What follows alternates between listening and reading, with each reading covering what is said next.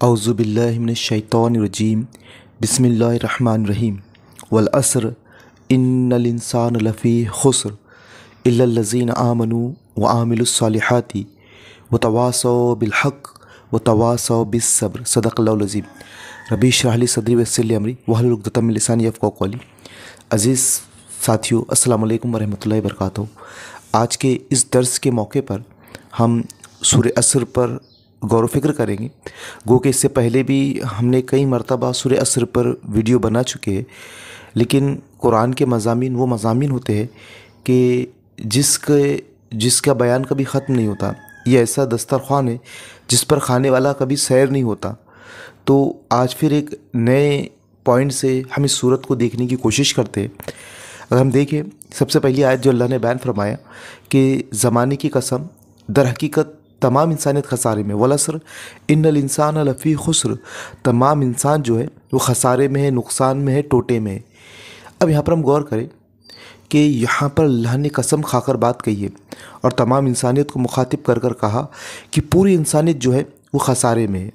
अब आप देखिए कि जब कुरान की तो हर बात बहुत इम्पोर्टेंट है, लेकिन जब अल्लाह ताला कोई बात कसम खाकर कहते हैं तो वहाँ पर वो बात जो आखिर में बयान की जाने वाली है उसकी अहमियत और अफादियत और ज़्यादा बढ़ जाती है। अल्लाह ने यहाँ कसम खाई और कहा, जो ख़ास पॉइंट है कि जितने भी इंसान हैं वो तमाम इंसान खसारे में। अब देखिए कि असर के जो मायने होते हैं उस ज़माने के, अल्लाह यहाँ पर तीनों ज़माने से मुराद अल्लाह कह रहे, ज़माने हाल, ज़माने माजी, ज़माने मुस्तक़बिल, तीनों ज़माने जो गुज़र चुका, जो जारी है, आने वाला ज़माना, कि इन तीनों ज़माने में जो इंसान हो गुज़रे हैं, जो है और जो आने वाले हैं, वो तमाम की तमाम इंसान क्या है, खसारे में। अब कौन लोग इस खसारे से बचे हुए, तो अल्लाह ने आगे बताया है। अब असर के मायने आप देखिए, यहाँ पर मैं एक पॉइंट रखता हूँ। असर के मायने निचोड़ने की भी होते कि कोई मौसमी और नींबू और उसको निचोड़ लिया जाए। अब आप देखिए कि हर इंसान उसको अलग अलग तरीक़ों से नींबू को निचोड़ता है। कोई अगर नींबू शरबत वाला हो तो अपनी मशीन के ज़रिए से उस नींबू को मुकम्मल तौर पर निचोड़ लेता है और उसका इस्तेमाल करता है। तो इस पॉइंट्स पर हम आगे बात करेंगे। तो यहाँ पर अल्लाह ने बात कही कि ज़माने की कसम, तमाम इंसानियत खसारे में, दर हकीकत इंसान खसारे में, इल्लल्लज़ीना आमनू। अब इस खसारे से जो बचे हुए वो लोग जो ईमान लाए। अब हम गौर करें कि यहाँ पर ईमान कितनी अहम चीज़ है। सबसे पहली बात कि आखिरत का जो खसारा होने वाला है, अल्लाह के नज़दीक जो लोग खसारे से बचे हुए, नुकसान से बचे हुए, तो उनकी सबसे पहली सिफत ये है कि ईमान लाना, ला इलाहा इल्लल्लाह मुहम्मदुर रसूलुल्लाह, इस बात का इकरार करना, अल्लाह को मानना, अल्लाह के रसूल को मानना, कुरान को मानना।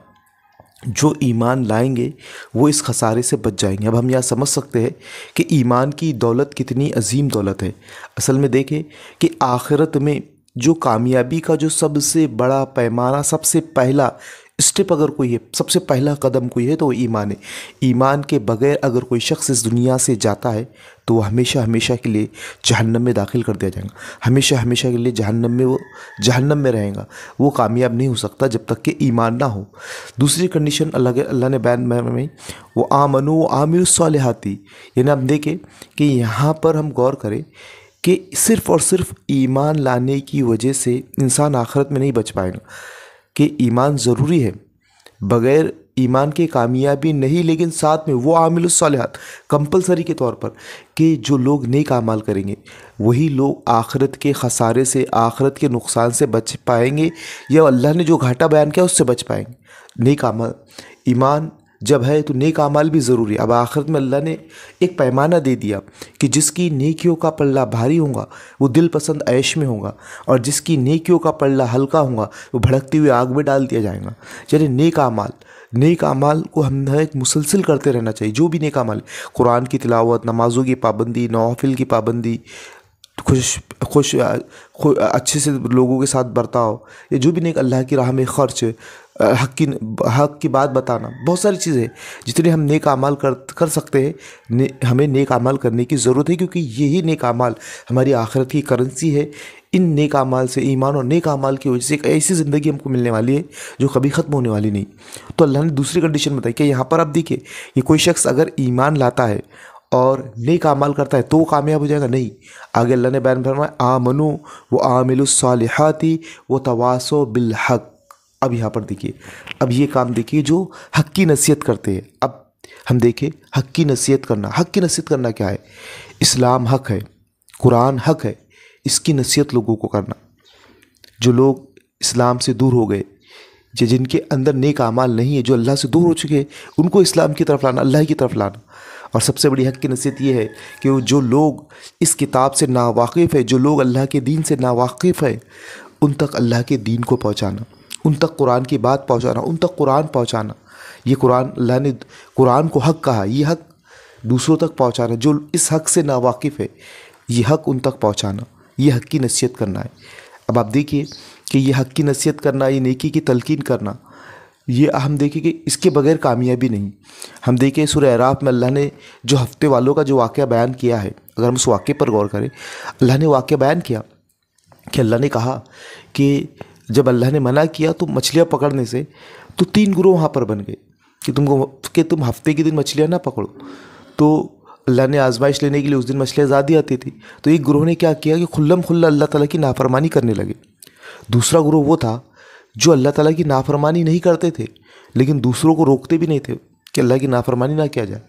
तीसरा ग्रोह वो था जो नाफरमानी से खुद भी बचता था, और जो लोग नाफरमानी कर रहे हैं उनको भी वो रोकता था। तो बीच वाला ग्रोह उनसे कहने लगा कि तुम क्यों मावजरत उनको समझाते हो, ये लोग समझने वाले थोड़ी है। तो जो तीसरे गुरु ने कहा कि ये कि हम अल्लाह ताला के पास मौज़रत रख सके कि अल्लाह हमने इनको समझाया था। तो जब अल्लाह का अज़ाब आया तो अल्लाह ताला ने दोनों गुरुओं को अज़ाब में मुब्तला कर दिया और उस एक गुरु को बचा लिया। यानी तवासो बिल हक, हक की नसीहत के बगैर अल्लाह के पास कामयाबी नहीं है। दीन इस्लाम, ये हक हमारे पास है, ये अमानत हमारे पास है। ये जो लोग ये हक को नहीं जानते हैं, ये हक उन तक पहुँचाए। ये कुरान नहीं जानते हैं, ये कुरान उन तक पहुँचाए। ये हक की नसीहत है।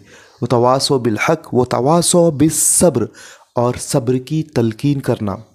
अब जाहिर सी बात है कि जब हम हक की नसीहत करेंगे तो हम पर मुसीबतें और परेशानियाँ आएंगी, तो इस पर सब्र करना। लुकमान अलैहिस्सलाम ने अपने बेटे से कहा कि ए बेटे, नेकी का हुक्म दे और बदी से रोक, और इस पर जो मुसीबतें आए उस पर सब्र करो। ये बहुत हौसले का काम है। तो जाहिर सी बात है कि जब हम हक की नसीहत करेंगे तो हो सकता है कि इसमें मुसीबतें आए, परेशानी आए, आजमाइशें आए, लेकिन इस पर सब्र करना। तो ये 4 सिफ़ात जिनके अंदर होंगी वो आखिरत में अल्लाह की नज़र में कामयाब है, और जिनके अंदर इनमें से एक खासियत भी नहीं होंगी तो अल्लाह के नज़दीक खसारे में। ये बहुत बड़ी सूरत है। इमाम राज़ी रहमतुल्लाह अलैह कहते हैं कि अगर अल्लाह ताला इंसानों की हिदायत के लिए अगर ये सिर्फ़ एक सूरत नाजिल करता तो ये काफ़ी होती। तो कितनी अहम नुकात इस सूरत में दिए गए। मैंने इससे पहले कहा कि असर के मायने निचोड़ने के भी होते हैं। हम गौर करें कि अब ये हमारी ज़िंदगी है, अब ये हमारी ज़िंदगी हम कहाँ निचोड़ते हैं। अगर हम अल्लाह की रज़ा के लिए इस ज़िंदगी के वक्त को निचोड़ते हैं तो वैसी कामयाबी हमको मिलेगी। कि हम किस तरह से निचोड़ते हैं, कि कम निचोड़ते हैं अल्लाह की राह में, कि आप मुकम्मल तौर पर ज़िंदगी को अल्लाह की रज़ा और खुशनुदी के लिए निचोड़ते हैं, अल्लाह के दीन के लिए निचोड़ते हैं। तो ये अब हम पर है, क्योंकि ये ज़िंदगी ख़त्म हो जाने वाली। एक आखिरी बात मैं आपके सामने रखूँ कि इंसान जब मरता है तो साइकोलॉजिस्ट जो है उन्होंने रिसर्च की उसके मरने पर कि जो उसकी आँखें फिरती है। तो हम गौर करें कि बहुत सी स्टडीज़ आती है सामने कि अगर इंसान जब मरता है तो आखिरी 30 सेकंड में उसकी पूरी ज़िंदगी की पिक्चर उसकी आँखों के सामने आती है। तो हम गौर करें कि इंसान जब मरेगा तो 30 सेकंड में उसे पूरी ज़िंदगी उसे बताई जाएंगी कि उसने क्या किया। तो वहाँ पर हमारा क्या अंजाम होगा, हमारा जो पिक्चर जो बन रहा है उसमें हम कामयाब होते ही नहीं। हमको देखने की ज़रूरत है कि ये जो ज़िंदगी हम